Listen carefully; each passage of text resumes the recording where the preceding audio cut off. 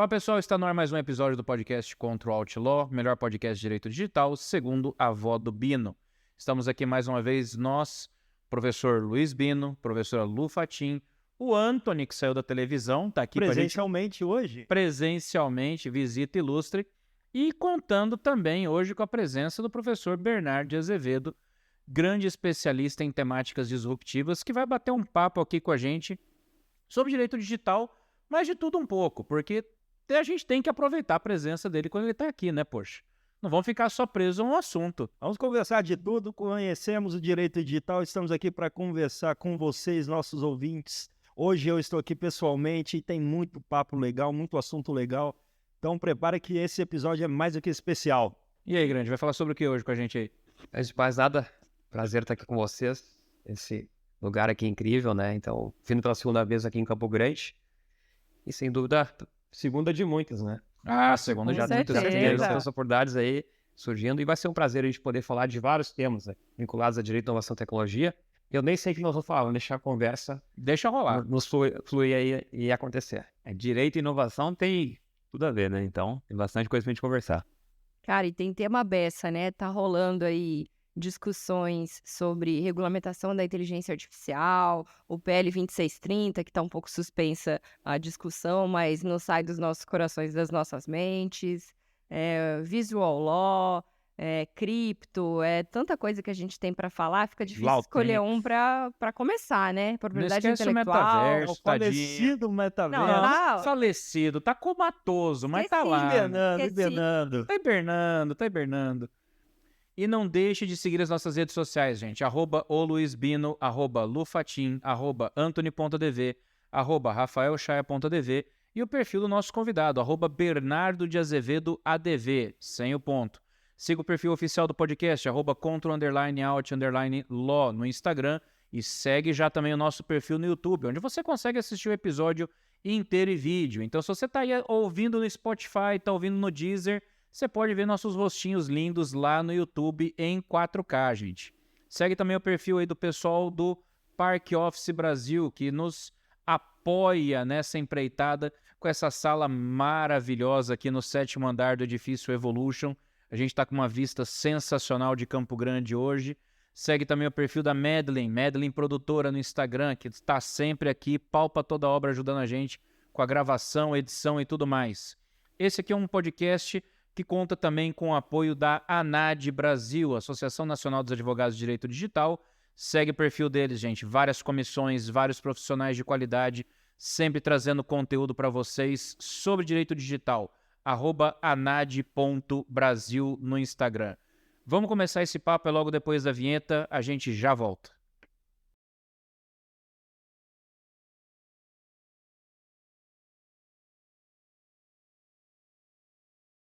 Bom, Bernardo, a gente sabe que tem obras sobre diversas temáticas, né? Um excelente livro sobre metaverso. Recentemente lançou junto com o Rômulo um livro sobre provas digitais. Eu tive o prazer de assistir uma palestra dele sobre essa temática. E é muito conhecido também por ser uma sumidade no tema do visual law. Entre essas suas andanças recentes pelo Brasil, o que você acha que o pessoal tem mais curtido falar? Quais são as dúvidas mais pujantes do pessoal do direito e também da tecnologia? Eu posso dizer que o visual law é um tema que encanta muito, né? Pelas possibilidades. Foram várias palestras, sobretudo na pandemia, até eu perdi as contas em os lugares virtuais que eu frequentava, né? Hoje é mais fácil porque quando a gente vai presencial a gente lembra mais da experiência como um todo.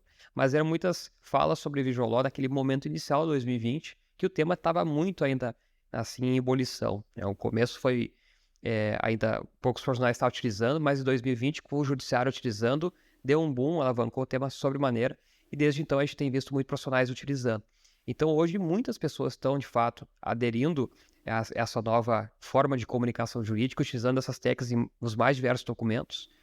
E sem dúvida, a gente só tem que evitar o excesso, né? Até eu falava para o professor Rafael mais cedo, tive um caso recente de um colega advogado que ele fez uma aplicação dessas técnicas, só que ele aplicou de uma forma exagerada. Então tinha muitas figuras, muitas ilustrações, muitas cores, e ficou um verdadeiro carnaval a petição. e fez com que o magistrado pedisse que ele emendasse a inicial por conta disso. Então, a lição que a gente tira aqui também, juntamente com as pesquisas que eu desenvolvi em 2020 e 2021, é a magistratura gosta de uma redação objetiva e de um uso moderado desses recursos visuais, nunca um uso excessivo. Então, essa lição eu sempre gosto de trazer porque as pessoas começam a utilizar, mas se emocionam e ficam utilizando de forma exagerada e pode prejudicar a compreensão. Para o visual law, menos é mais, né? Não adianta você querer trazer uma porrada de elemento visual, porque você acaba criando elementos de distração. E aí o foco principal, que é exatamente a sua argumentação, fica Quer em segundo explicar, plano. desenhar a explicação. Exato. Uma coisa, nesse sentido que a Luísa falou, você tá já há bastante tempo trazendo, evangelizando aí o direito, a turma, os operadores de direito dentro de toda a área de tecnologia, inovação e direito mesmo.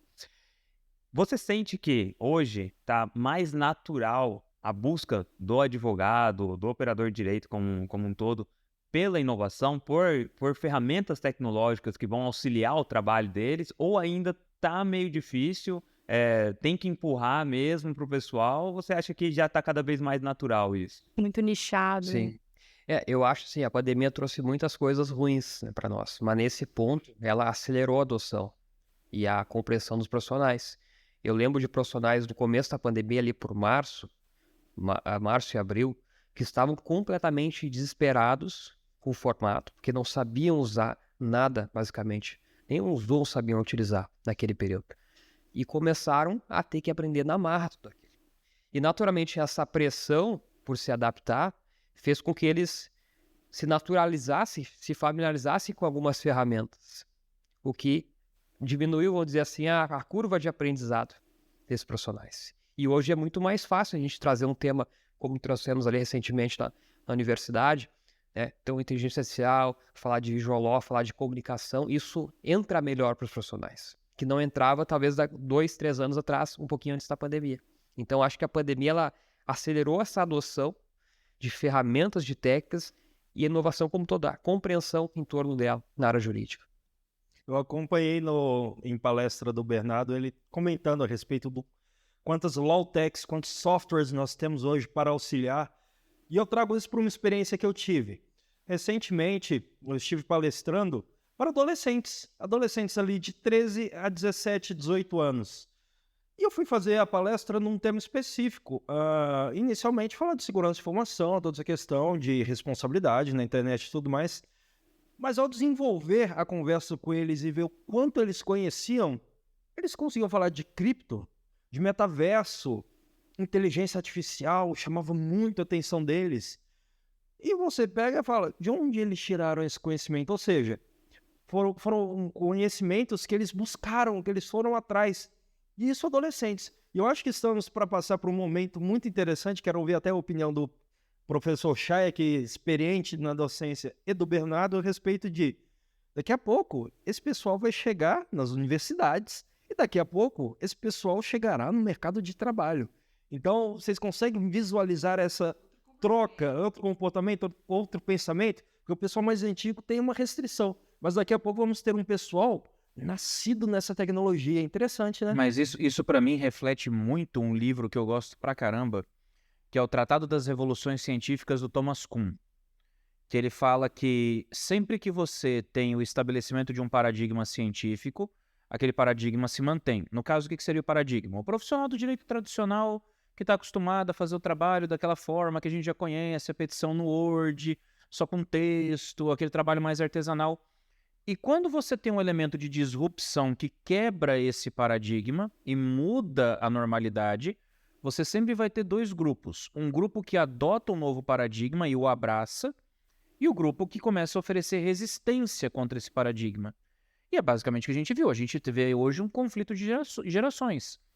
Você tem profissionais mais antigos que não aceitam, por exemplo, o uso do visual law, não aceitam, por exemplo, as inteligências artificiais, não aceitam, por exemplo, ferramentas de jurimetria, porque acham que ou é muito complicado, ou é invenção de moda, ou a vida inteira eu fiz desse jeito, não preciso fazer de forma diferente. E você tem agora essa geração que vai chegar na faculdade, como você falou, já vai chegar com uma carga de cultura, de cybercultura, né, parafraseando Pierre Levy, que é completamente diferente. O cara já vai chegar enxergando que aquilo vai chegar enxergando que aquilo já faz parte da rotina, e se não faz, pode ser facilmente agregado. Ou seja, a gente está exatamente no momento da revolução científica, da mudança de paradigma, da forma como a gente trabalha no mercado e a gente trabalha o nosso conhecimento no direito. Cara, mas eu posso colocar só um ponto nisso daí, que hoje me preocupa bastante. É o seguinte, e falando até mesmo como quem tem escritório. Hoje eu vejo assim, tá cada vez mais difícil muitas vezes a gente contratar a turma que tá entrando na faculdade, né, que acabou vindo muito mais que nós aqui, nossa geração, acompanhou todas as fases, por exemplo, da internet, desde a discada, banda larga, e é o que a gente tem hoje, 4G, 5G. Nós somos nativos digitais, nós somos os povos originários, vamos dizer assim, da internet. da O internet. Chay é da televisão branca e preta, pô. Certeza. Rapaz, eu sou da BBS, filho. Mas aí que tá, o que eu ia colocar. Eu vejo que assim, a gente tem uma dificuldade, principalmente com proatividade da galera. Porque eu acho que as coisas hoje estão muito mais fáceis, muito mais acessíveis, que o pessoal acaba esquecendo de buscar. E aguardam chegar, entendeu? Eu não sei se vocês têm essa percepção, mas eu vejo muito essa percepção, porque nós aqui, como nós crescemos, somos originários da internet, a gente aprendeu muita coisa de forma sozinho, mexendo, fazendo, indo atrás, sendo curioso. E tem uma geração que não tá com Na essa base da curiosidade. tentativa e erro, né? Exatamente, e tem uma geração que não tá com essa disponibilidade de fazer tentativa e erro. Pô, vou fazer. Ah, não tem como fazer. Eu tenho essa percepção e advinda. Talvez a gente não esteja velho também. Exato, às vezes tá velha. Advinda não só pelo fato de ter filho em idade, né, pré-vestibular, mas também observando os estagiários que estão no meio da faculdade agora, né? Eles têm uma expectativa de que as coisas se resolvam de um modo mais fácil e que eles não precisem ter muito esforço para conseguir algo que para nós demandava muito estudo, muita pesquisa em livros, pesquisa jurisprudencial, e para eles, assim, uma leitura de um capítulo de livro já é exacerbada. Então, qual que vai ser o grande diferencial? Porque a tecnologia vai continuar facilitando a vida desses caras, vai continuar facilitando a vida dessa geração, mas quanto mais elas voltarem para a humanização e para a busca que a nossa geração fez, mais elas vão se diferenciar em relação à geração deles mesmos. Porque assim, só para contextualizar. Por exemplo, chega e fala assim, faz uma planilha de organização dos processos, tal. Cara, e planilha você tem desde o Excel, desde o 97, 94, sei lá. Só que essa geração não tá familiarizado com fazer um filtro, por exemplo, entendeu? E a gente, isso eu sinto falta. Talvez, é claro, eu falei, a gente tá meio passado já, tá meio velho, a gente quer planilha. Só que também não me apresentam uma outra solução. Fala assim, cara, por exemplo, o Trello é muito melhor do que a planilha, Eu entendeu? ia falar isso, Só às vezes que não não- quer trabalhar com planilha porque quer trabalhar com Slack, quer trabalhar com o Trello. Mas só que não traz. E é isso que eu acho que falta. E as pessoas essa geração ser um pouco mais resolutiva mesmo, entendeu? Isso acontece no campo empresarial também, né? Porque, por exemplo, algumas empresas estão concentrando os estudiosos, seja de inteligência artificial, de proteção de dados, de cripto, ali no mundinho delas, e para pesquisa, só que deixando poucos profissionais no mundo da iniciativa e da execução, né?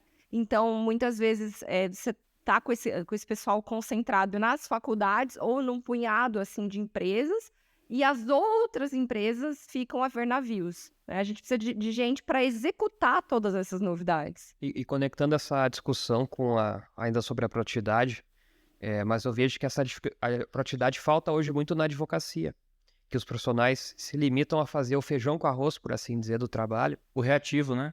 O reativo, o básico, e deixam passar várias oportunidades, seja de ferramentas, seja de técnicas, que vão desempenhar um sucesso no caso.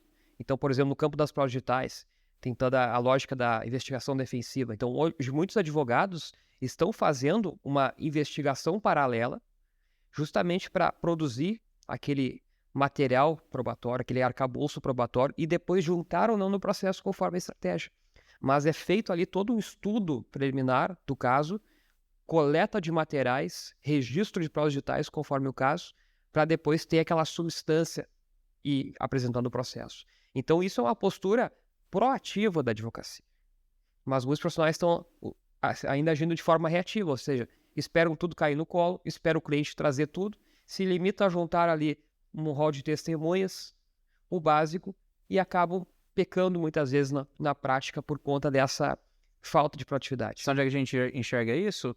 Você tem o advogado que oficia o juiz, requer para o juiz para oficiar o Facebook para tirar um conteúdo, enquanto você, como advogado, na verdade, pode estar notificando direto o Facebook para tomar providência. Às vezes falta essa iniciativa.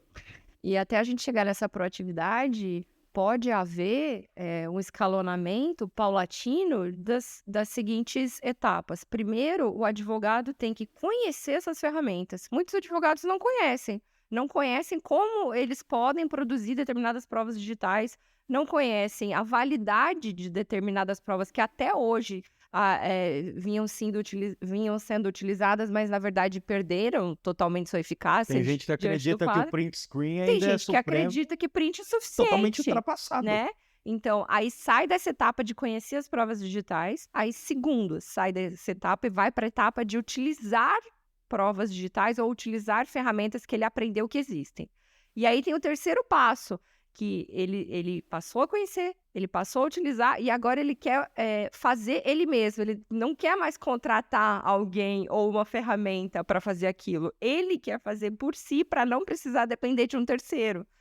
E aí você vê por que eu falei que a gente está no processo de transição, do que a gente está na revolução científica. O que o Anthony falou agora. Tem gente que ainda acha que print screen é prova. Cara, existem hoje judiciários, vamos colocar dessa forma, que estão aceitando print screen de boa. Só que o Anthony, por exemplo, já comentou, lá em São Paulo, print screen não passa. Lá, se você tentar juntar print screen, não passa. O juiz já vai questionar um monte de coisa. E até contar uma história. Quando eu estava estudando Direito Digital ali em 2014, lá em 2014 já falavam, gente, esquece print screen, não dá. Só que citavam em 2014 a ata notarial. Que hoje em dia, Bernardo até pode comentar um pouco, também já não é mais grandes coisas. Basicamente sim, os profissionais têm acreditado que o print screen é o rei das provas, né? Mas o que é os problemas do print screen? Facilmente manipulável hoje, é uma imagem. A gente consegue editar muito facilmente. Recentemente, uma palestra ali na universidade trouxe ali uma tela ali de um site hoje que a gente consegue manipular, criar uma conversa que nunca existiu. Eu consigo Isso é muito bom para criar casamento. a interface do WhatsApp. Eu consigo colocar até o percentual de bateria para simular. E a conversa aparece. Ele gera conversa, ele gera thumb de... Ele gera tudo, ele gera Isso qualquer daí coisa. eu vi, cara, e é bem interessante mesmo. Porque hoje se você se baseia apenas nesse tipo de situação, a prova a partir de um print, com tantas ferramentas que você consegue criar coisas, criar uma conversa, criar um personagem, igual você mostrava lá, que você consegue fazer a foto no Midjourney, colocar a foto da pessoa num perfil ali do WhatsApp fake, Até a a partir voz, das páginas. inteligência artificial até a voz. Uma voz. Aí já entra já a questão de deepfakes, pô. Você pode fazer hoje um vídeo, você pode fazer uma foto, você pode fazer um áudio. Quer dizer, o cara não precisa só simular a conversa de WhatsApp, ele pode simular a conversa de WhatsApp e os áudios da conversa. Porque se ele pegar 5 minutos da voz do Anthony, e pô, o Anthony tá aqui no podcast, a gente tá aqui no podcast. O cara pega lá qualquer episódio do podcast, faz ali extração de alguns minutos da nossa voz, tacou numa IA e ele gera a nossa voz. E aí? Então, olha a situação que a gente tá dando encarar. Então, assim, o print screen tá claro que não serve. Daí, o que nós temos? Ata notarial, que tu comentaste. Ata notarial tem positivada, tem legislação tudo tratando, mas tem alguns problemas. Quais são esses problemas? O primeiro problema é o valor. O valor, a depender do estado, muito elevado. Caríssimo. Em Porto Alegre é um pouquinho mais barato. Eu sei que em São Paulo parte de R$500 a primeira folha, a segunda Aqui tá por aí também, já né? é cobrada mais. Então tem o problema do custo, que vai ser suportado para o cliente. Então vamos imaginar uma conversa longa do WhatsApp. Quantas páginas vão ser? Aquela conversa que começa assim, tá tudo bem? Tá. Certeza? Sim. Eu só acho engraçado que... Aí começa.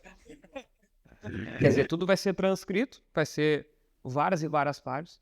E por um conversa, será que o juiz vai ler mesmo? essas várias páginas de ata notarial. Exato. Né? Então, esse é o primeiro ponto, questão do valor. O segundo ponto é a questão da descrição dos fatos. A gente sabe de alguns lugares que tem esse cuidado de escrever bem, detalhar, mas são exceção hoje em dia. A grande maioria é uma descrição rápida, simples, muito breve. Então, o profissional junta ali a ata notarial, bem simples, pouca descrição, né? O básico ali, vamos dizer assim, um pouquinho mais que o feijão com arroz e junto no processo. Então, tem outro problema. Até achar um lugar que um profissional que faça bem essa ata é difícil encontrar. Lá em Porto Alegre nós temos profissionais que fazem, mas nos nossos estados até hoje não tem conhecimento como fazem esse detalhamento. E o terceiro ponto, que talvez é um dos mais importantes, é a questão da urgência. Porque a gente está hoje conversando, que no grupo de WhatsApp, nós sim, muita coisa acontecendo, conversa lá, um ofende o outro, só que daí hoje tem a função de apagar, né, a conversa. Sim.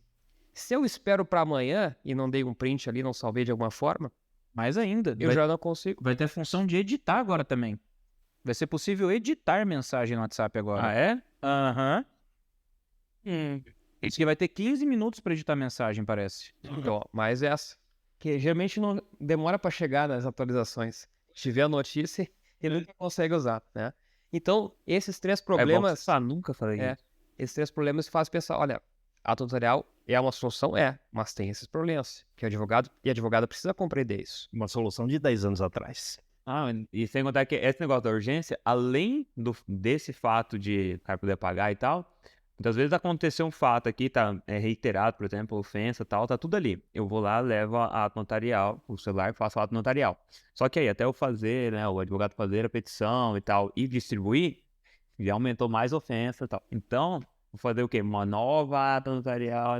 Então, cara, realmente, as plataformas hoje que conseguem trazer essa solução de forma mais rápida e mais prática, porque você não precisa se deslocar um cartório, o gasto é muito E até menor. mais técnico. Consegue mais... Acessar uma veracidade delas- com metadados. Uma delas é a Verifact. Verifact patrocina a gente. Bem, a Verifact, poxa, eu acompanho o trabalho deles, a Luísa já usou, eu já usei. Bernardo, tenho certeza que já usou. O trabalho é sensacional, porque eles batem no ponto que talvez hoje seja o principal, que é exatamente você garantir a cadeia de custódia por meio dos metadados.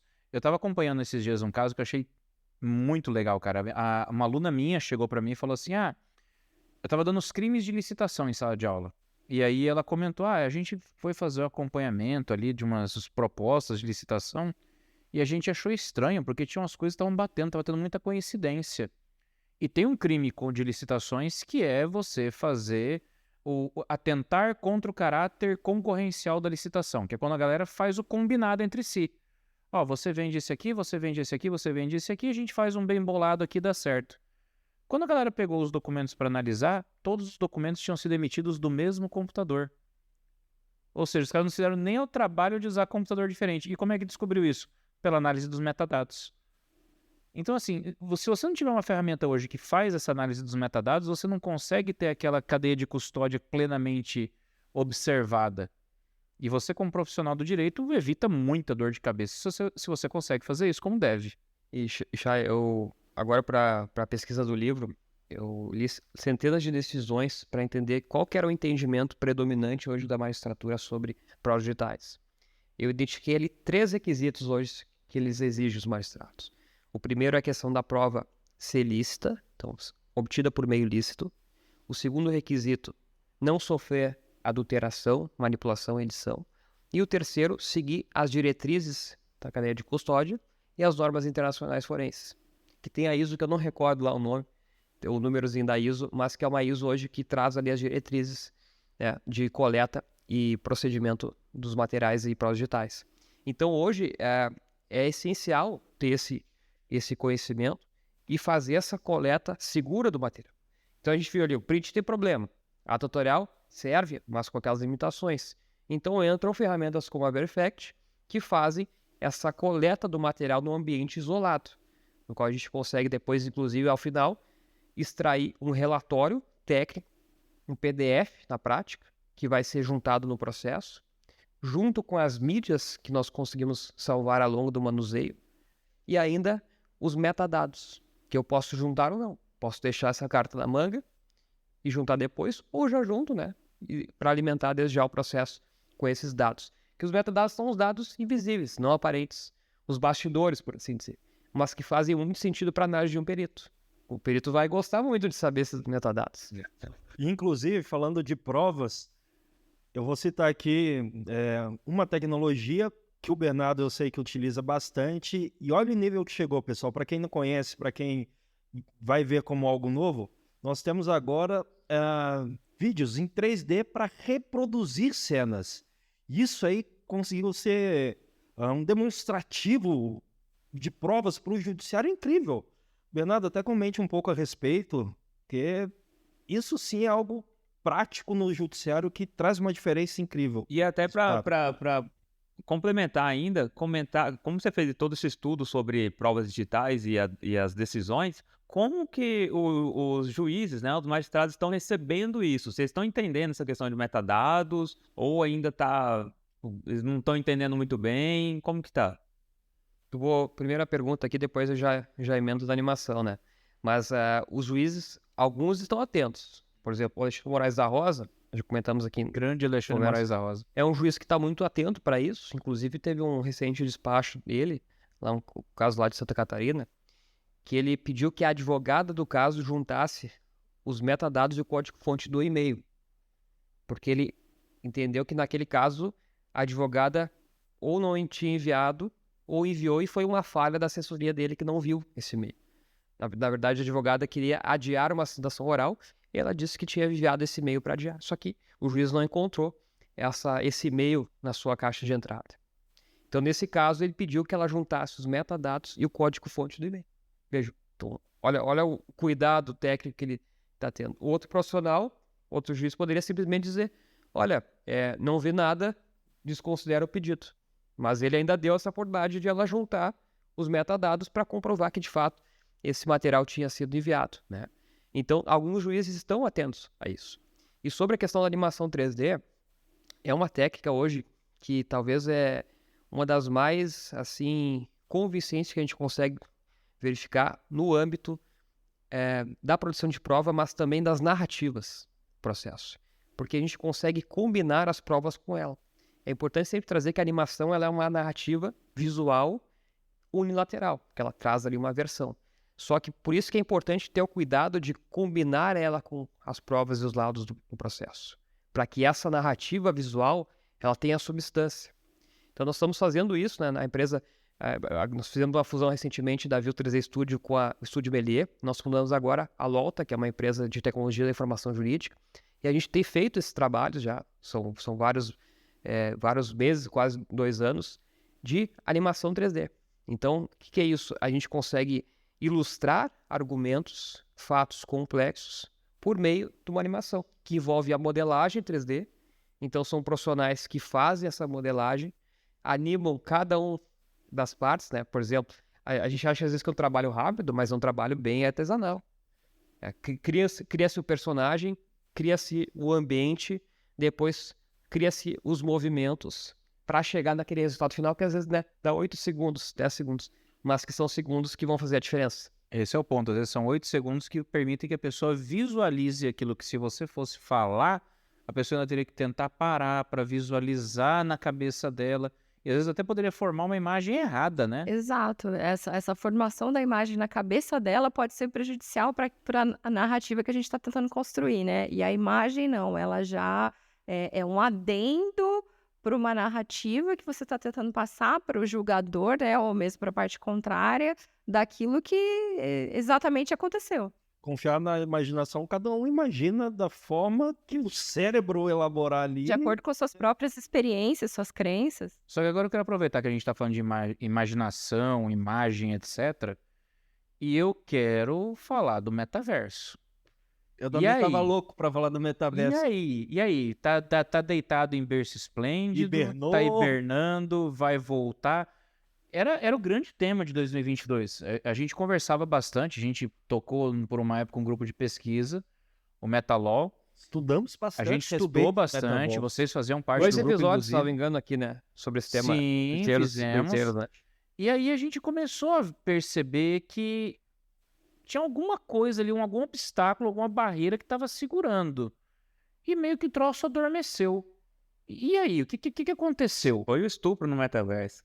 Não, foi o estudo do metaverso, foi a busca e apreensão no Spencer, metaverso. Spencer. A busca e apreensão no Vem metaverso. aqui rapidão, Spencer. Spencer, vem cá que estão falando de estupro virtual. Eu acho que, assim, foram uma série de fatores, né? Primeiro, assim, a Meta, quando mudou o nome, a Facebook mudou o nome identidade visual para Meta, se criou uma grande expectativa, a procura subiu lá em cima, né? Até escrevo na apresentação do livro aí do Metaverso, eu mostro ali aquela curva exponencial de crescimento da procura pela palavra, tanto em inglês quanto em português. E daí, com o uso contínuo, vários estudos, vários eventos, a gente percebeu que se limitou muito à realidade virtual. Então, as experiências, inclusive, eu fui em vários eventos de metaverso, a grande maioria tinha um espaço que, na verdade, era um game center, né? As pessoas usando realidade virtual para jogos, não tinha uma experiência efetiva de um diálogo, comunicação. Então, estava muito nebuloso ainda como seria. E passou mais tempo, várias demissões da Meta, a coisa estranha, né, como ia ser. Microsoft encerrou o Outspace VR em março. Outspace VR, uma ferramenta que nós usamos muito no começo. Então, vários players saindo nessa corrida, ou pelo menos deixando de lado por um momento. E isso tudo, somado à experiência do usuário, que era um grande problema, porque se a realidade virtual, vamos dizer, seria o carro-chefe do metaverso, tinha vários problemas. Eu mencionava desde o começo, olha, o óculos é pesado, né? Tivemos que comprar, inclusive, aquela outra parte ali atrás para distribuir, próprio.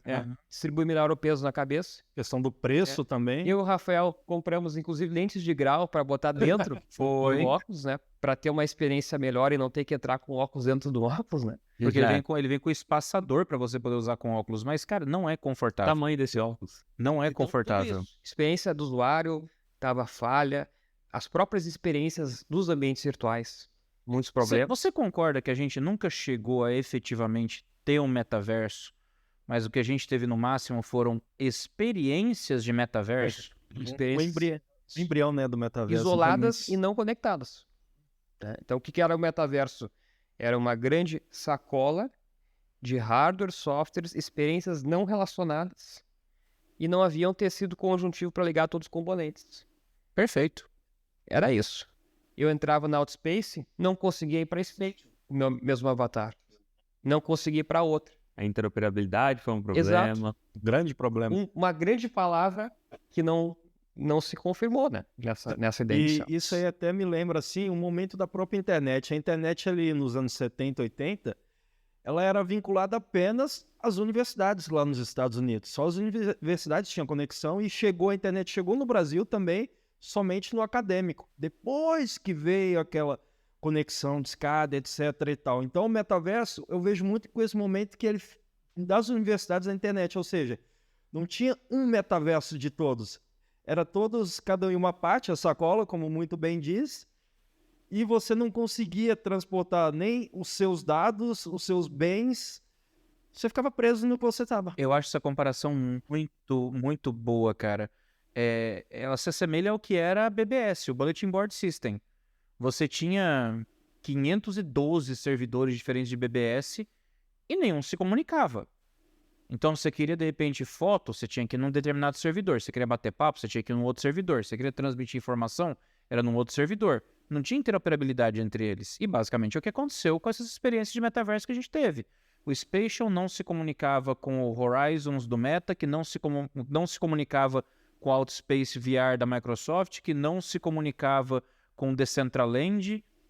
Então, assim, a gente precisou do Tim Berners-Lee para fazer em 1990 a WWW, para a gente ter uma internet ampla, e é o que a gente está esperando agora, um modelo descentralizado de Web3, de metaverso, que permita que a gente tenha esse espaço virtual. Mas, para mim, o maior obstáculo hoje ainda é no hardware.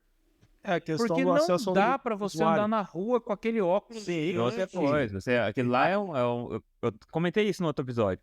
Por que eu acho que a inteligência artificial ela cresceu vertiginosamente e caiu no gosto de todo mundo? Pelo acesso, é muito fácil.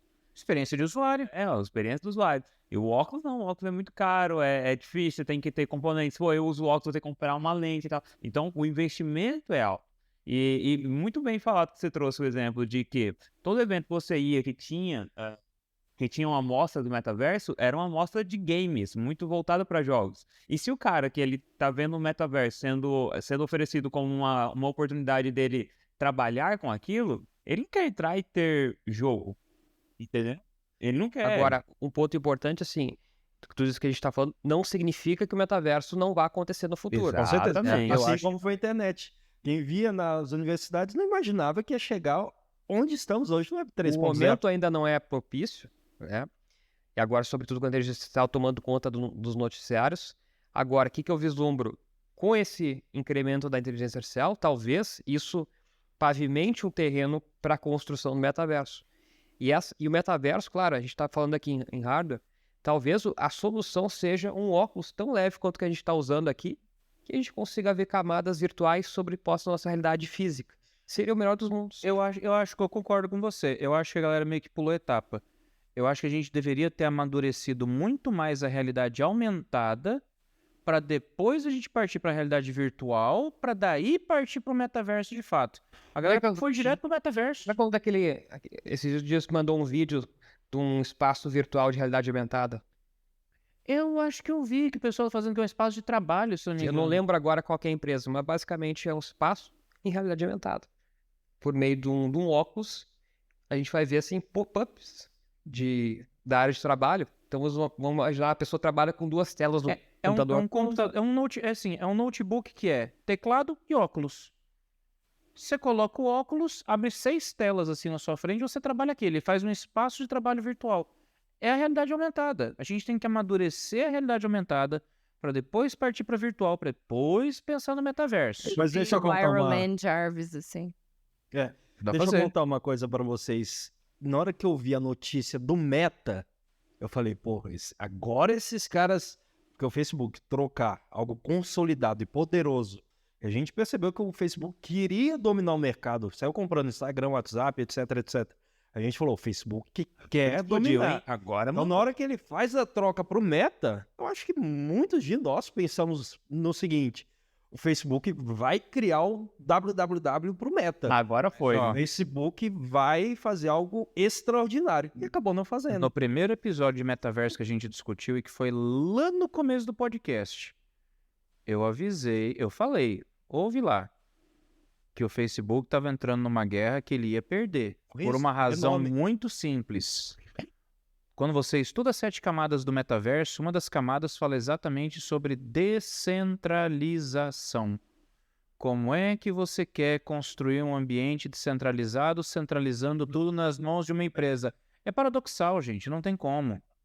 Não tem como você construir um ambiente descentralizado, centralizando a a história de todos os administração. filmes. A história de todos os filmes que trazem esse tema tem esse problema. O poder centralizado em uma empresa. Não adianta, tem que ser, cara, o futuro do metaverso, o metaverso é uma ferramenta de Web3.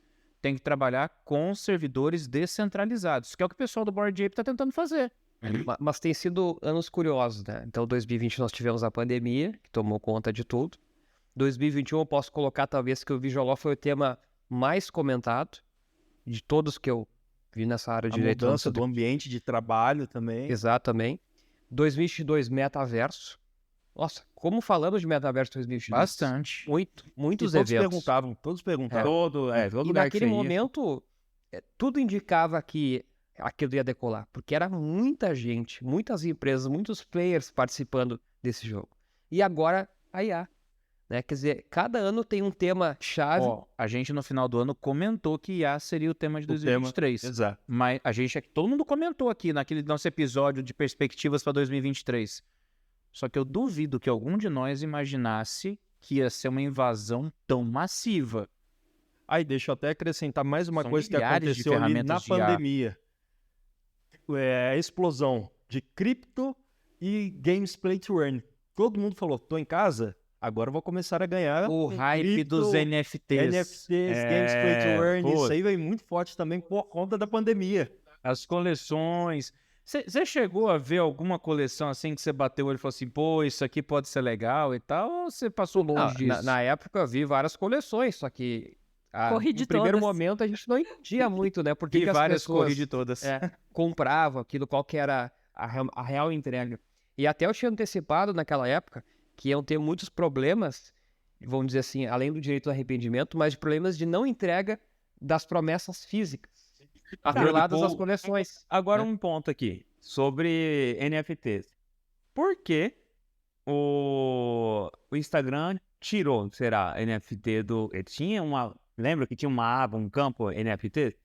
Assim como o N- Twitter. O Twitter você poderia colocar o seu NFT na imagem. no perfil, né? Perfil. Por que será que isso aconteceu? Cara, eu não faço ideia, pra ser sincero. Mas me parece que tinha alguma coisa a ver aí com a possibilidade deles lançarem uma loja própria de NFTs que eles queriam, etc. Então você não poderia mais anexar os NFTs de outras pessoas. Mas eu não cheguei a ver bem a Porque razão. poderiam utilizar, popularizar mais o tempo, para depois lançar a sua loja e falar assim, ó, compra do nosso também. Vocês acham que foi muito mais uma questão de eleger em que apostar? Por exemplo, a Meta, a Microsoft e Elon Musk, todo mundo resolveu investir em inteligência artificial e, por hora, vamos deixar o assunto metaverso descansando para depois a gente retomar? Ou foi, de fato, uma falha de consideração? A gente não estudou muito bem as camadas do metaverso, não tem hardware suficiente, não tem experiência do usuário? Ou um conjunto de fatores? Eu aposto que foi muito mais o fato da inteligência artificial estar nessa profusão toda de temática e todo mundo querer investir e mais, todo mundo querer dominar, né? Essa Monopólio corrida, do negócio, monopólio, Europa, Estados Unidos, China. E a generativa, ela nos mostrou, na verdade, que qualquer pessoa consegue usar. Enquanto que o metaverso, muita gente não conseguia usar. A própria Outspace, eu me recordo naquele começo, precisava baixar o programa, fazer todo um passo a passo. Precisava baixar o programa na Steam. Na Steam. Quer dizer, você tinha que instalar em Steam para poder instalar o Outspace. Passo a passo complexo que muita gente desistia, só de ver o tutorial ali, 15 páginas. A gente fez isso no grupo, no Metalaw, foi bem complexo. E depois, enquanto que a Spatial, a gente entra por meio de um link, muito mais fácil. Então tinha vários problemas envolvidos. E a gente cantava essa pedra lá naquele período. E deu no que deu, né? Não quer dizer que não vai existir, mas no momento está hibernando. E agora a IA, que também teve vários períodos de inverno ao longo dos séculos, melhor dizendo, dos anos, né? Então, mas que, sem dúvida, fez com que ela tivesse o inverno, depois o verão, depois o inverno, e até chegar nesse momento agora. E talvez a gente tenha a mesma coisa no metaverso, esses ciclos. Ah, com certeza, tudo cíclico. Esse é o grande ponto para mim. Assim como as criptos tiveram o seu boom, seu inverno, o metaverso teve o seu boom, agora está hibernando. E eu coloco todas essas questões, a dificuldade de acesso. Você pega, por exemplo, uma pessoa mais velha, que não é tão digital assim, ou até mesmo um adolescente que não seja tão digital, vai achar difícil entrar no metaverso. O metaverso mesmo também se colocou num nicho de ser uma expansão dos games, então já fechou naquele nicho do gamer, do perfil gamer. Isso é para gamer, não é para, por exemplo, empresário, para professor. Agora, a inteligência artificial, principalmente nosso querido ChatGPT, ele veio direto como: oi, eu sou simples, você usa Google? Eu sou fácil igual ao Google. E até aqui uma dica para vocês: não usem ChatGPT como se fosse o Google, pessoal. São coisas muito diferentes. E aí, qual foi toda essa questão do boom da inteligência artificial? É simples. Você usa no celular, você usa em qualquer lugar. Acessível, né, cara? É fácil, ser acessível, acessível. cai no gosto do público. Sim. É aquela. Tem A gente que experiência usa do para usuário é que diversão, vai determinar tem o gente que futuro usa do para negócio. diversão, assim como tem gente que usa para trabalho. Agora, o metaverso não. Metaverso você não conseguia visualizar aquilo. Vou crescer o meu trabalho hoje com o metaverso. Quais são as oportunidades? Quais são as oportunidades? Ficava sempre para algo futuro, para algo fluido, que não era, que você não conseguia palpar ali. E isso é importante para as pessoas. Pessoal, daria pra gente bater papo aqui por um tempão, mas olha só. Bernardo, o último livro que foi lançado agora foi o Manual Prático de Provas Digitais. E você tem vários outros livros, todos pela editora RT. Se alguém quiser comprar, é só entrar no site da RT ou pode procurar nas suas redes sociais? Como é que faz? Eu já não tenho mais os exemplares dos anteriores, então o pessoal que quiser adquirir pode adquirir no site da Revista Tribunais. E os e do Manual de Práticas Prodigitais eu tenho ainda alguns. Quem quiser pode me comunicar e eu daí entrego o autografado. E se quiser conhecer mais o seu trabalho, onde que visita? Onde que vai? Hoje o meu site bernardoazevedo.com tem todas as informações ali, os links, os materiais, cursos, tudo à disposição. Então, um local só para não ficar trazendo vários links, aí a pessoa se perde. Então, bernardoazevedo.com, lá vocês encontram tudo. Pô, maravilha. Bernardo, eu quero agradecer a sua disponibilidade, cara. Foi um papo demais. A gente podia ficar aqui mais 1 hora brincando, mas o tempo urge e precisamos ir, né, gente? Lembrando, o Bernardo tá saindo daqui correndo para o aeroporto. Foi assim, até a gente agradece muito essa disponibilidade que você teve de vir, de liberar um pouco do seu tempo, né? Entre Muito compromissos. obrigada. Conseguir vir aqui bater um papo conosco é sempre muito bom ter você Prazer. presencialmente. Uma vibe muito legal. E a próxima a gente vai lá em Porto Alegre tomar aquele vinho. É ou não é? Conhecer o famoso churrasco gaúcho. Pessoal, eu também é uma experiência nova para mim estar aqui em Campo Grande pela segunda vez também e estar aqui no Contra Outlaw ao vivo. Vocês sempre me veem ali na TV e hoje estar ao vivo aqui é muito especial. Eu agradeço muito a presença do Bernardo e a gente faz acontecer. Agora são 00:30 aqui em Campo Grande, já tá tudo escuro. Daqui a pouco a Luísa, nossa Batgirl, tem que sair para salvar o mundo. Eu agradeço demais participar aqui. É sempre uma enorme felicidade fazer o Contra Outlaw. Aquele abraço para vocês. Abraço, pessoal. E é isso aí, pessoal. E já segue a gente, @contra_out_law no Instagram. Vai lá no YouTube também, tem o nosso perfil. E segue o perfil dos nossos apoiadores. @ParkOfficeBrasil, @LawOfficeBrasil, @anad.brasil. E dá também lá uma atenção para nossa produtora, @Medlin Produtora, que está aqui com a gente até essa hora para fazer esse episódio sair. Pessoal, muito obrigado pela audiência de vocês. Fiquem com Deus. Até a próxima e fui. Valeu, pessoal.